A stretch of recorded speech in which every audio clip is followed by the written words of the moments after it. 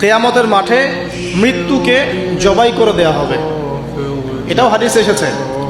কিয়ামতের মাঠে যখন সমস্ত মানুষকে আল্লাহ পাক উঠাবেন, হিসাব নিকেশ নেওয়া হবে এবং চুল ছেঁড়া বিশ্লেষণ করা হবে, যার ব্যাপারে নবী সাল্লাল্লাহু আলাইহি ওয়াসাল্লাম বলছেন, একটা শিংওয়ালা ছাগল যদি একটা শিং ছাড়া ছাগলকে গুঁতো দিয়ে থাকে অন্যায়ভাবে, কিয়ামতের মাঠে আল্লাহ পাক ওই শিংহীন ছাগলকে শিং দিয়ে বলবেন, তুমি গুঁতা মেরে এখন প্রতিশোধ নাও।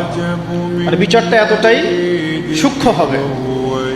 এরপর আল্লাহ পাক মৃত্যুকে হাজির করবেন একটা প্রাণীর রূপে, একটা পশু বা একটা প্রাণীর রূপে মৃত্যুকে ডেকে আনা হবে এবং একে জবাই করে দেওয়া হবে, মানে মৃত্যুকেও মৃত্যুবরণ করতে হবে।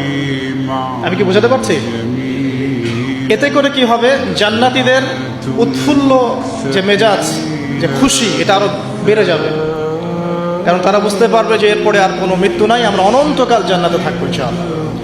আর যারা জাহান্নামী, তাদের আক্ষেপ, দুঃখ, কষ্ট, যন্ত্রণা আরো বেড়ে যাবে। কারণ তারা বুঝতে পারবে, কাশ যদি মৃত্যু হতো, জাহান্নামে আযাব ভোগ করে মরে যেতাম, মাটি হয়ে যেতাম।